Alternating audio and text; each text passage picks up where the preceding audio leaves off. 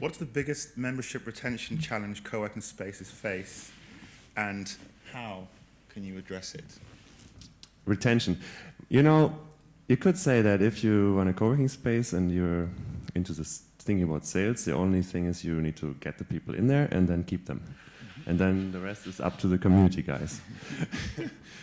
And I think what's very important to keep them, at least in our experience, and I also have to add that probably Beta House is like part of one type of co-working spaces. We are very big. We have a big variety of like the offer. So we have private rooms, we have offices up to 20 people, and we also have a big freelancer co-working community that uses flexible desks. So what we figured out, or what I think is important these days, is that you try to kind of resemble the life cycle of a coworker. Hi. and that you can give him like a day pass the moment he needs a day pass. We do have a coffee shop even downstairs that does not require membership. So I always see this coffee shop as an offer to those who are not even coming in for a day pass.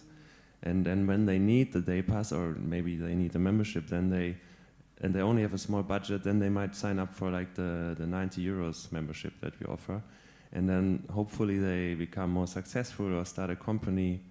Then they maybe need a private office, and then they go around. And when they leave the country or go on holiday, I like them to go to a partner space maybe once during the holiday, in this case in Barcelona or maybe in Kuala Lumpur. And then to really think how the coworker evolves and how you can still offer him something. And there's a wide range. I mean, in the super flexible area, there are platforms that offer that you can sign up your co-working space with, and you can on the other end you have to do a little bit more. You have to build offices or have a really big co-working space. And if you do that, then I think you can keep them much longer than you would if you only have this one membership. The second thing that I also think is important, or at least our members like it, if you have partnerships with like businesses that, you know, they are not competing, but for instance, we have a partnership with a hairdresser next door. And as a Beta House member, you can also go there and have a cheap haircut. No, you have a affordable haircut. And so that we try to add all kinds of things to make the membership so valuable that it's impossible not to have it. And I think that's good to have them stay. Anybody else?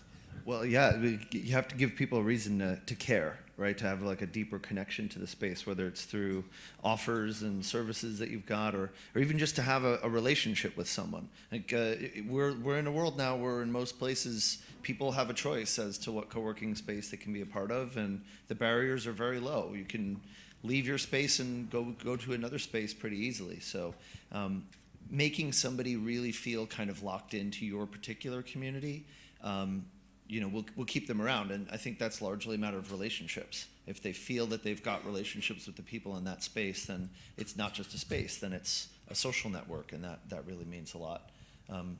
So that's probably the top thing, and I agree with you on that.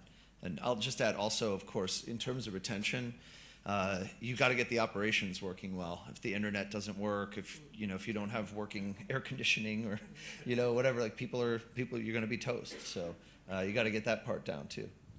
Very simply, comfortable chairs. If you get the wrong chairs, people can't sit around on them. If they're too long for the legs, they're uncomfortable on the back, they're gone. And once they've gone somewhere else, it's quite difficult to get them back. You have to invest in new furniture. I just wanted to add this, like Wi-Fi, chairs, table, coffee. Like there's things in a co-working space that are like the air we breathe. So and air conditioner too. At least in Barcelona, heater, summer it's yes. terrible. Yeah. Yes, like they're like physical things that we need to satisfy, but then of course what makes a co-working space different to another is this added value, no? And I think that we connect through values, and your space and another space will as well be different because of this identity that you build and this connection that you create through these values and beliefs. And I think that's as well part of